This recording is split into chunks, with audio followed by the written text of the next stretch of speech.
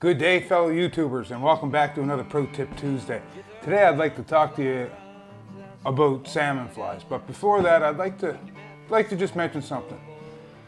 If you haven't been to my website, www.davidhartlinguiding.com, go on over, check it out.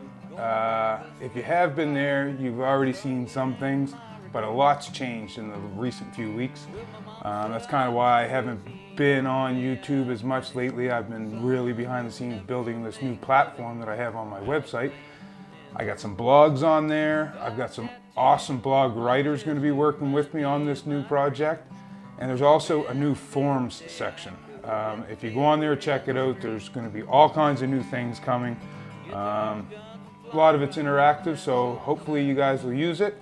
The more we use it, the more it's going to grow. The more it's going to grow, the better the platform will be. It's going to be designed specifically for the outdoors, hunting, fishing, backpacking, kayaking, that kind of stuff, because it all sort of goes together. I mean, there's kayak fishing now, and people are using kayaks to waterfowl hunt and to access remote deer areas and such. So go on over, check that out. But back to today's pro tip.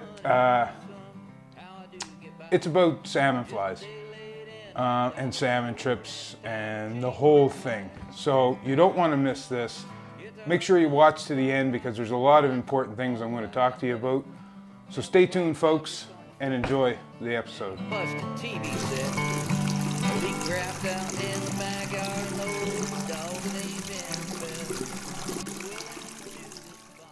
All right, folks, so if you're planning a trip or you have a trip already planned, you know what goes into making a salmon trip come together, or any trip for that matter, but today we're speaking about salmon trips or fly fishing trips in general, actually.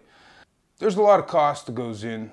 You got your initial cost of your of the trip itself. You have your cost of transportation, logistics, all that, the plane trip, and that's just the upfront costs. Then you have your gear. Most people are using quality waders these days that are going on big trips and stuff like that. They're not cheap. You got a quality raincoat. Most people are going out buying decent rods, decent reels. Fly lines aren't cheap. Like a decent fly line today, you're looking at, at least $90 to $110 Canadian before taxes. So that's a significant drop of coin. But they're essential things that you have to have. And they really will make your trip better, or I shouldn't say worse, but better, or you're going to put a lot more effort into catching the fish with a rod that's working against you or a line that's working against you. So you have to make sure you have the right setup for that to begin with. But as a commercial fly tyer and as a full-time fishing guide, and have been for over 2 decades now, one thing I've noticed that happens more often than not, or a lot more often than it should. Guys go and they're planning these big trips, and they're dropping a significant amount of money, like anywhere from $3,000 to $10,000 Canadian for an Atlantic salmon week in a fishing camp, guided, and so on and so forth. But then you have your gear. There's another $4,000 or $5,000. And the one thing that I've noticed, guys never show up with enough salmon flies. I'm not saying you have to have, like, when I go places, I also sell flies, but like I have these full, and these are all new flies, never been fished, but these will be full when I leave here. But my fly boxes that are in my own personal fly vest or my wading jacket or whatever, those flies, when I leave to go on a trip, I either have tied everything I feel that I need to do this pursuit, or I've ordered from somebody who really knows how to tie those flies for that specific species of fish. I tie a lot of saltwater flies. Have I bought saltwater flies from guys before in the past? Yes, I have. I don't buy many salmon flies because I've been tying them so long that I think I got a pretty good grasp on that by now. But You can never go wrong with buying local flies. You can never go wrong with buying flies from the people who fish those flies in that area, or the guides that happen to maybe tie flies. If you're going fishing with someone and they tie flies, it might be a good idea to have some of their flies. Maybe you want to order just a dozen from them or whatever. Find out what flies work the best. Make sure you have lots of them. You don't know if you're going to have change in water conditions.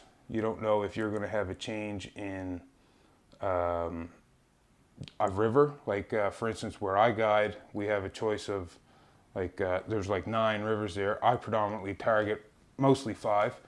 But you never know where those fish are going to be. One particular fly might work really well in that river, not so well over in that river. The more artillery you have on your person, the better success you're going to have on that trip. You don't know if, like I said, the water levels might change. So now all of a sudden you got to bump that fly up to, say, a number 6 or a number 4. Or, wow, we just got flooded out. We're into like 1/0. That doesn't happen very often. Most people aren't prepared for that. Hopefully your guide might be, or something like that, or the lodge that you're going to may sell flies there. Don't count on that. Never go unprepared. You might get to a lodge that, 2 weeks, they've had one particular fly that's been smoking hot. Everybody in the camp the week before bought them all up. There's no more number 8 blue charms. There's no more number 6 black bear green butts. They're all gone, and that's what you're looking for. And if you didn't have it in your box, that's going to be unfortunate for you. So I can't stress enough to make sure that you have enough flies in enough patterns in enough different sizes for all scenarios. There's no run into a tackle shop. When you get off of that float plane, you're there for the week. What you brought with you might be all that's accessible to you. Sure, your guides might have a few flies. Don't count on that though, because like I said, the group that was in the week before might have got that guide's last blue charm in a number 6 that had a certain way about it. If you had spoke to that guide before you got there, do your homework. Don't be afraid to ask your outfitter for your guide's number. Call that guide, reach out to him, feel him out, ask him the questions that you're asking the outfitter as well. If everything's above board, the conversation should be somewhat similar or the same. But that guide is the guy that's spending day in and day out on that river where you're going. The owner might not necessarily be. Not saying that they don't know their business or they don't know their river. I'm not saying that. But sometimes the guide might, have a little secret that you might want to know about before you leave to go. So my pro tip for this Tuesday, folks, never go unprepared. Have enough flies. You land in a location and you're waiting overnight to catch that float plane or to go into the camp or meet up with your guide or whatever it may be. And you go out to dinner and you have a nice steak dinner with a nice glass of wine or maybe a beer or a couple cocktails after. You're at $60, $80, $100 for that night out, not counting your hotel. That's just for a nice luxurious meal while you're on your vacation. Well, for that extra $60, that could have got you another dozen flies, and that dozen flies could have made or break your trip. So that's my pro tip for this week. Have lots of flies, folks. Never go in undergunned.